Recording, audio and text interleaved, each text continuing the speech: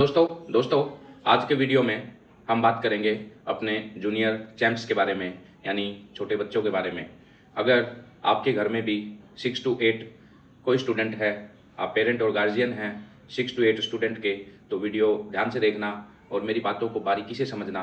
कैसे हम अपने बच्चे को समझकर उसकी हेल्प कर सकते हैं, कैसे हम उसके साइंस में इंटरेस्ट को बढ़ा सकते हैं, कैसे हम उसकी साइंस में फाउंडेशन को स्ट्रॉन्ग कर सकते हैं, सो दैट जब वो आगे हायर क्लासेस में जाएगा या कम्पिटिटिव एग्जाम की तैयारी करेगा तो उसको कोई प्रॉब्लम ना आए। दोस्तों, मैं अजमेर सिंह, मेरा टीचिंग एक्सपीरियंस है नियर अबाउट 14 ईयर। मैं नीट के स्टूडेंट को जियोलॉजी पढ़ाता हूँ।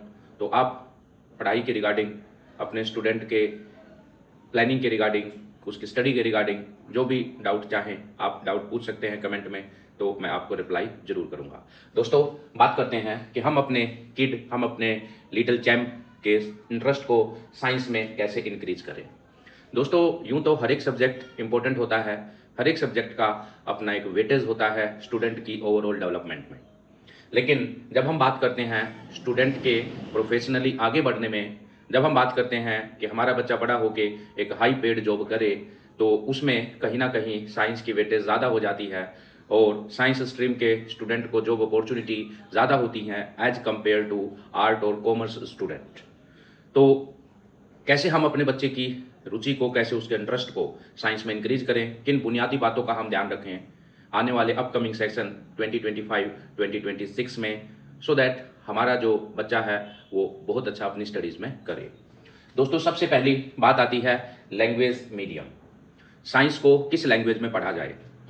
हम जब स्टूडेंट को समझाते हैं तो बहुत सारे स्टूडेंट हमारे पास एक प्रॉब्लम लेके आते हैं। हमारे पास जो नीट के स्टूडेंट आते हैं, बहुत सारे स्टूडेंट ने 12th क्लास तक, 12वीं तक साइंस हिंदी मीडियम में पढ़ी होती है और उन बच्चों को समझाने में बड़ी ही दिक्कत आती है।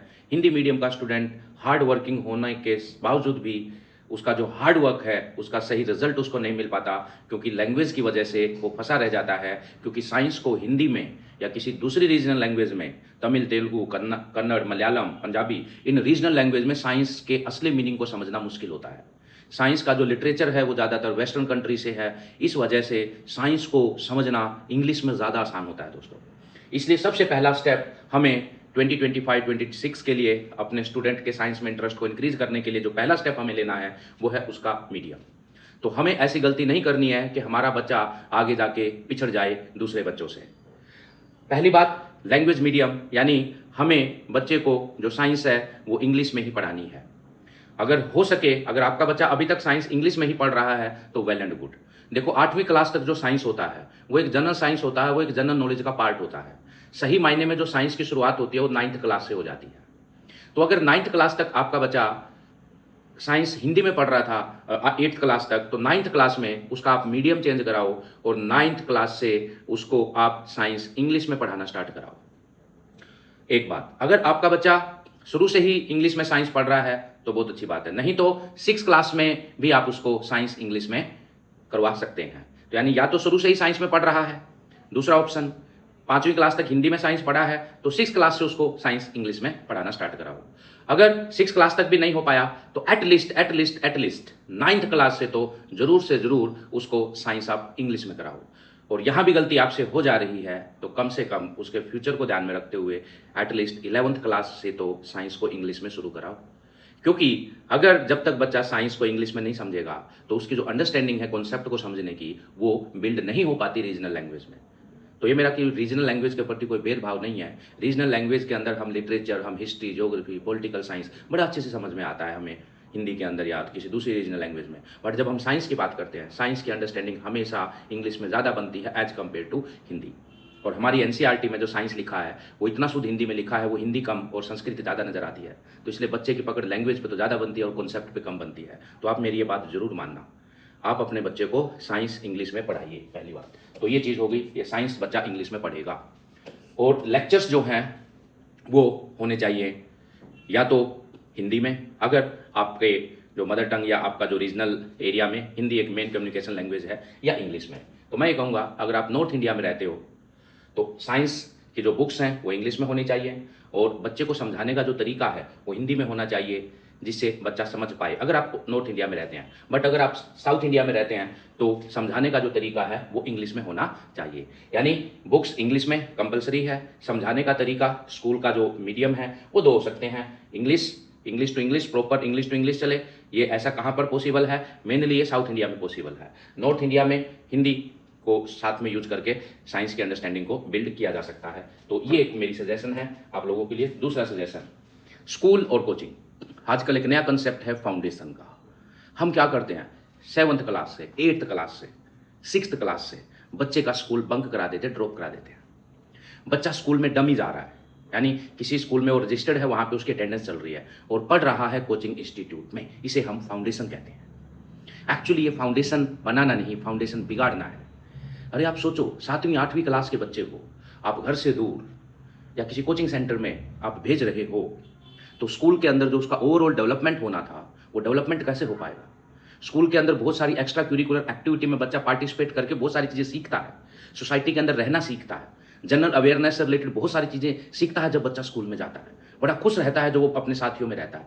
लेकिन वही बात करें घर से दूर या घर के पास किसी कोचिंग सेंटर में, वहाँ पे वो सारी फैसिलिटी नहीं होती, वो सारे अरेंजमेंट नहीं होते जो स्कूल्स में होते हैं, क्योंकि स्कूल्स को बहुत सारे रूल एंड रेगुलेशन फॉलो करते हैं। एक कोचिंग सेंटर में तो आपका बच्चा एक रूम में बैठा रहेगा 6 घंटे 5 घंटे, वहाँ से घर पे आ जाएगा, उसका ओवरऑल डेवलपमेंट नहीं होगा।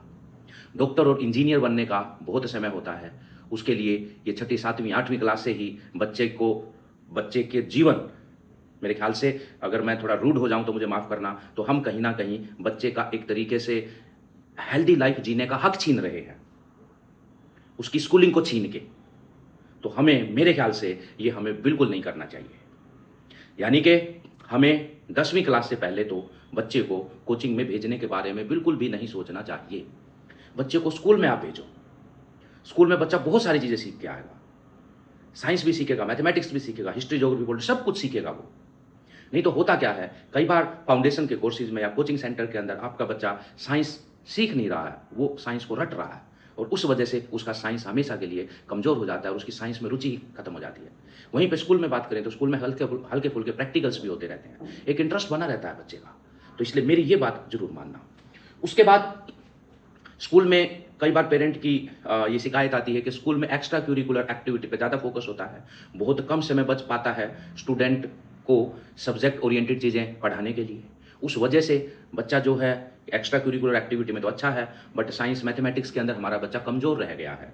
इस वजह से हम उसे कोचिंग सेंटर में डाल रहे हैं 6ठी 7वीं 8वीं क्लास से। तो दोस्तों, उसका दूसरा समाधान ये है, आप अपने बच्चे को स्कूल में जाने दो, उसको सीखने दो, उसको अपना जीवन जीने दो, उसका जीवन मत छीनो अभी से। ट्यूशंस या एक्स्ट्रा क्लासेस मीन्स आपका बच्चा स्कूल में जा रहा है, अपने आसपास आप अपने बच्चे के सब्जेक्ट को देखो। अगर उसका मैथमेटिक्स कमजोर है, बाकी सब्जेक्ट ठीक है, तो मैथमेटिक्स की आधे घंटे की 1 घंटे की कोई भी अपने आसपास नियर बाई एरिया में आप उसका ट्यूशन करा सकते हो, या उसको 1 घंटे का आप खुद भी एक्स्ट्रा क्लास प्रोवाइड कर सकते हो, आधे घंटे का 1 घंटे का। तो बाकी सब्जेक्ट तो उसके स्कूल में हो ही रहे हैं। जो सब्जेक्ट कमजोर था उसका आपने उसको ट्यूशन से एक्स्ट्रा क्लास प्रोवाइड कर दिया, उससे उसका होलिस्टिक डेवलपमेंट भी होता रहेगा और जो सब्जेक्ट उसका वीक था वो भी इंप्रूव होता रहेगा। आज तो बहुत सारे ऑनलाइन प्लेटफॉर्म अवेलेबल हैं, अगर 1 घंटा आप उसको किसी ढंग के टीचर्स के वीडियो दिखा दोगे तो वो सब्जेक्ट उसका इंप्रूव हो जाएगा। और 1 घंटा देखने में आइज पे कोई ज़्यादा स्ट्रेन पड़ेगा नहीं। वैसे भी बच्चे पूरा दिन में आजकल तो देखते हैं 3-3 4-4 घंटे फ़ोन देखते रहते हैं।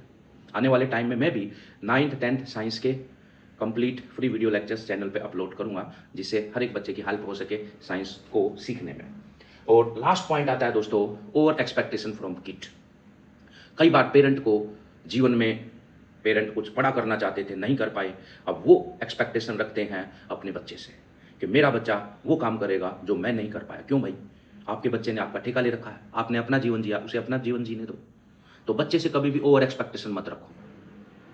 वो चल रहा है, बस उसके ऊपर ध्यान रखो, जो सब्जेक्ट उसका वीक है उसे स्ट्रॉन्ग कराने की कोशिश करो। ओवर एक्सपेक्टेशन बच्चे से कभी भी मत रखो, क्योंकि आपकी ओवर एक्सपेक्टेशन से बच्चा मेंटली डिप्रेस होता है, बच्चा मेंटली दब जाता है आपकी उम्मीदों के बोझ के नीचे, और अपनी भावनाओं को अच्छे तक व्यक्त तक नहीं कर पाता, अपनी प्रॉब्लम को वो शेयर तक नहीं कर पाता कि ये सब्जेक्ट मेरा वीक है, इसमें मेरा इंटरेस्ट नहीं बन पाता, ये बता तक नहीं पाता बच्चा, क्योंकि आपने तो 5वीं 6ठी क्लास से उसके दिमाग में डाल दिया तुझे IIT से इंजीनियर बनना है, तुझे एम्स से MBBS करनी है, बट उसका जो इंटरेस्ट है उसकी तरफ हम ध्यान ही नहीं दे रहे।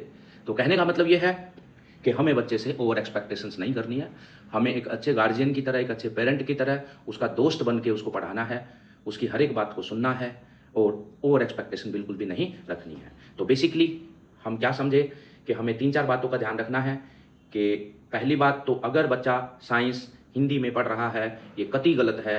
बच्चे को साइंस आप इंग्लिश मीडियम में पढ़ाओ, उसी में उसकी अंडरस्टैंडिंग बेहतर होगी। शुरू में 1 महीना 2 महीना उसको दिक्कत आ सकती है, लेकिन आगे जीवन में कभी दिक्कत नहीं आएगी, क्योंकि आगे इंजीनियरिंग की, मेडिकल की सारी जो हायर स्टडीज़ है वो इंग्लिश में है, हिंदी में या तमिल, तेलुगु, कन्नड़, मलयालम में नहीं है। और अपने बच्चे को फाउंडेशन या अपने से दूर रख देना, किसी बोर्डिंग स्कूल में छोड़ के आना, ये सब चीज़ें सही नहीं हैं। बच्चे की होलिस्टिक डेवलपमेंट के लिए अपनी नज़रों के सामने अपने बच्चे को देखो, उसे ग्रो होते हुए देखो, उसको प्रॉपर टाइम दो, बच्चे को भी अपना एंजॉयफुल तरीके से अपना लाइफ जीने दो।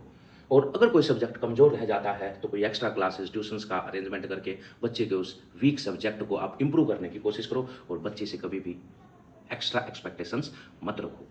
इसके अलावा आपका अगर कोई भी डाउट है, आप कमेंट करके पूछ सकते हैं। So I think this video will help you